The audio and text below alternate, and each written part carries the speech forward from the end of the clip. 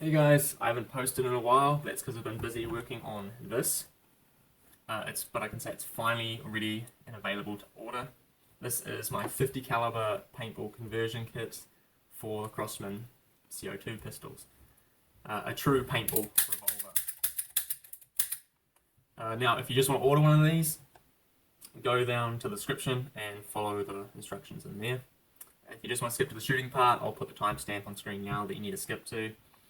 Otherwise, let's get into it. There'll be a lot of information in this video and it's probably going to be pretty long, so hopefully you guys can bear with me. And I'll be making a lot of comparisons from this to the 3357 to my Vigilante prototype to the Dan Wesson revolver, which I'm not actually selling anymore.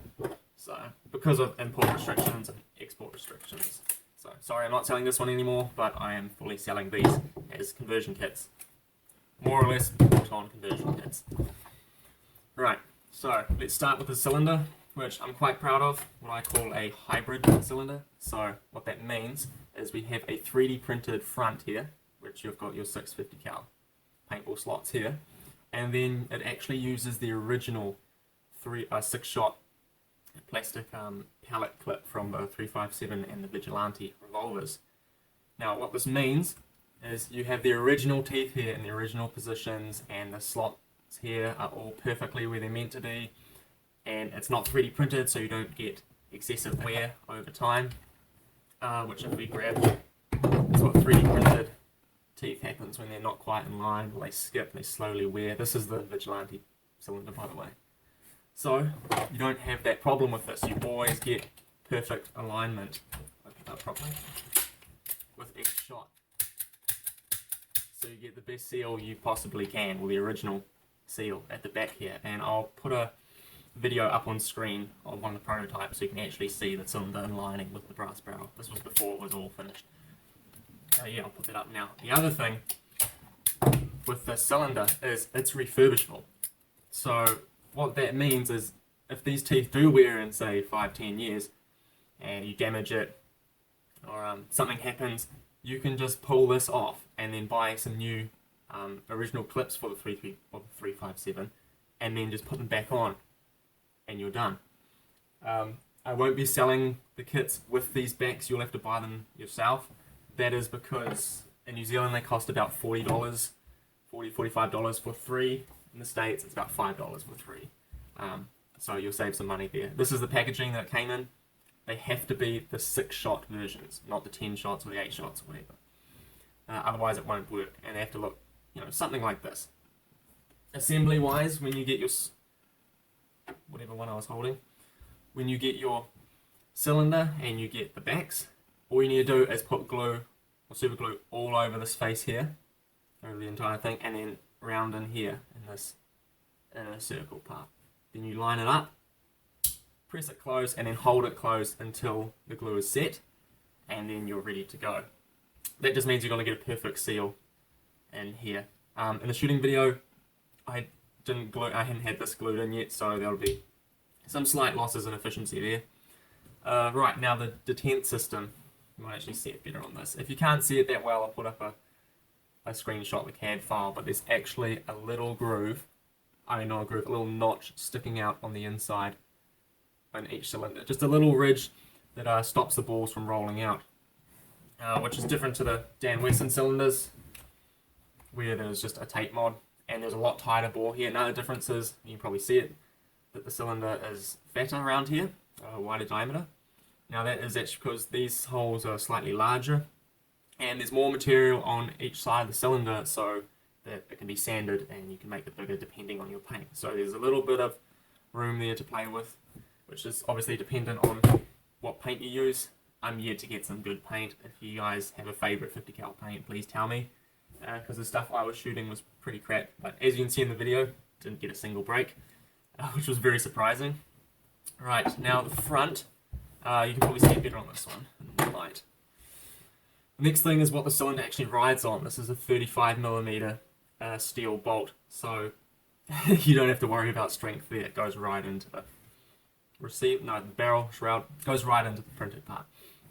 Another cool feature comparing it to the 3357 here is that it's actually rounded here and a larger diameter, then it goes to a smaller diameter, which means basically you don't have to have the cylinder perfectly in line for it to go on, and then it kind of lines itself up. So you don't have to line up perfectly. So that will help with speed loading a little bit, reloading faster. It's just a neat little feature. Another thing is it only rides on this outer diameter here and at the front here. So you get very low friction. Just like the 3357. Moving on to the barrel. It's not a printed barrel. This is a 50 caliber brass barrel which is fixed in place. Which is quite a tight fit and then glued. One thing is if you want to squeegee it, I think Rockstar Tactical sells some 50 cal squeegees. Great place, hit them up.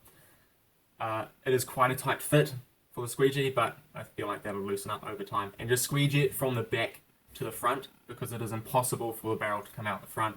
I mean, over time when you're pulling it and it's a tight fit, you might end up taking the barrel out.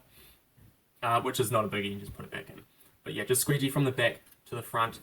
Now this is a true 50 cal barrel, as I'll show you here. Get into inch. Hopefully you can see this. I'll do it this end.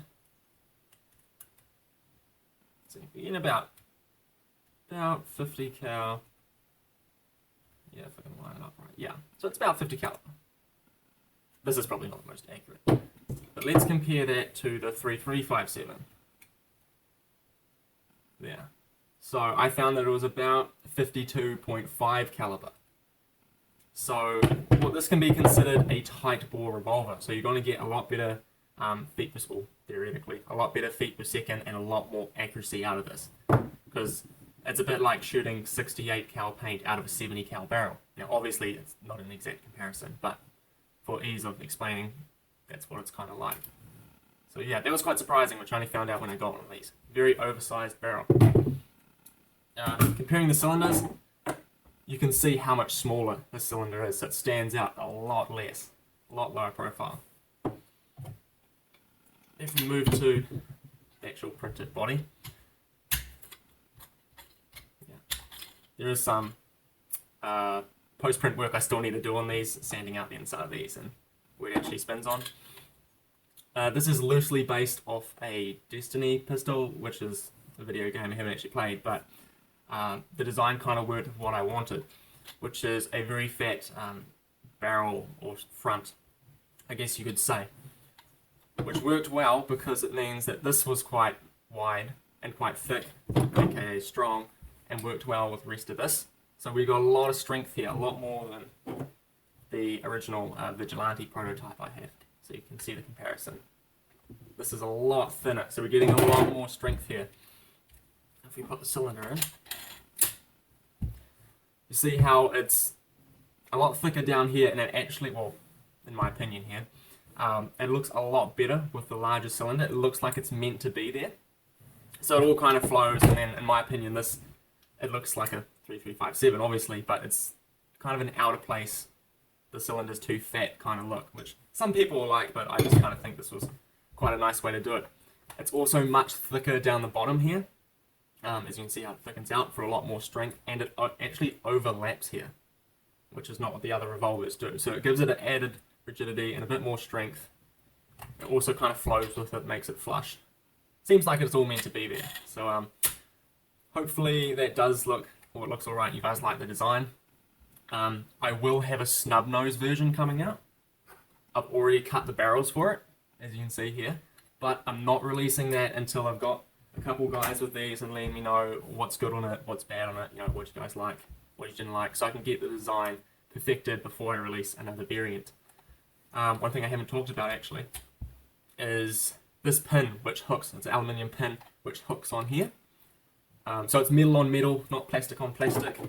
I mean metal on plastic, like the Vigilante. Most of this wearing you can hopefully see here is from using a knife to make it fit because it didn't quite work the first time. But that's another thing, if you ever do get any wear on the pin, you can just snap it out, put a new one in. Just like you can take the back out, put a new one in, so it's, you know, fully refurbishable. What else haven't we covered? Oh, yes. A common thing with the Crosman revolvers is that rubber buffer wearing. So you lose any spring tension in here. So, I mean, I'm going to quickly cut to the original pellet barrel and put that on here, and I'll show you what I'm talking about. Alright, so we've got the original pellet front, original barrel on the front here, and I'm just going to show you the installation and how we install this kit. But as you can notice, this clip doesn't work anymore. So this rubber buffer here is completely screwed on my my revolver, because this is quite old, and I think I had to squish it down for the Vigilante pistol. But yeah, rubber completely screwed, and you can see that it's not springing back or doing anything, and this barrel won't even close. But with this, as you saw before, and I'll show you when I put it back on, it closed fine and held fine. So this pin design, it actually puts less dependency on the rubber buffer here. So you almost don't need it. You still need it, and if it's broken and worn out, it won't be as effective, but it's still usable. Yeah, so that's another cool design feature that kind of came about almost accidentally. I'll show you the installation now. So you've got your standard cylinder here, standard barrel. What you do, take out this bolt. Very simple installation. Now what I meant about it almost being bolt on, let me get this out. So take this off. With the normal Crosman pellet pistols, this is rounded. See, I've already filed this down, but this is rounded, but on the 3357 fronts, it's cut down, which is basically what you need to do. So the only modification to your, which is, it doesn't affect the reversibility of the kit, to the Crosman pistols, all you need to do is file this down so that the cylinder fits on. So you can see that it would be in the way if it wasn't. So file that down until the cylinder slides past it easy. Won't affect the performance or anything. We'll put this pin back in. Hopefully you guys can see all this. So yeah, very quick installation. Now this kit works for the Crosman 357, which is this front, and to my knowledge the Crosman Vigilante. I haven't got one here to test it, but from my research they've got exactly the same packs. It's just different barrels. So yeah, that's easily replaceable. So the parts wear out, so you can actually get seal kits for these, which is surprising. But if the parts wear out, you know, you need new springs or just want a completely new back, you can buy it. And you can buy a new front, you can buy new cylinders. Oh yeah, replacement cylinders or just more, with 30 New Zealand dollars each. The kits will come with three cylinders each, so that's, you know, enough to get you started. But without these backs, you'll have to buy those yourself. So you do that up. Oh, see? Hang on, we're putting the back on this. Oh yeah, that's the other thing, installation. Glue around here, as I've said. Put it on. See how this wouldn't even stay on, but now with a worn out rubber buffer, the front stays on. So less dependency on that, which is great. And yeah, I mean you can still break it open eventually. But yeah, that just means if you've got a brand new rubber buffer, you may have to break it in, so to speak, so it might be a bit difficult to put on, and then it'll loosen up over time and get to a stage. Hopefully not as bad as this, but I mean still, this is my personal revolver, I'm happy with this. I'd easily use this and not have a problem with it ever breaking open accidentally. Now the price of these kits is 230 New Zealand dollars, payments through PayPal and have to be in NZD. Shipping is likely to be less than $20 for the cheapest option, 20 New Zealand dollars. But yeah, these are available now. Hopefully I haven't missed anything. I'm probably going to cut into that video if I have. Excuse me. So yeah, let's get to the shooting. Oh no, wait. There's one more thing. I guess you'll probably want to see it easier on this one. Is the barrel. You can see how it's perfectly flush. More or less perfectly flush. With the front here. So this whole face seals on here, so you get quite a nice seal, which hopefully ups the feet per second, compared to the 3357, which there's actually a 1.4mm gap on my one, so you're getting a major air loss through there. So yeah, feel free to message Sellswords Paintball. I'll put the Facebook page in the description. Yeah, that's pretty much it. Let's get to the shooting video. And just another reminder, the paint is very crap, and I hadn't glued these cylinder backs in yet, so it does jump up and down. I think that's a combination of the paint being crap, the cylinder, and having a second-hand used revolver. So please don't hate on the kit too much.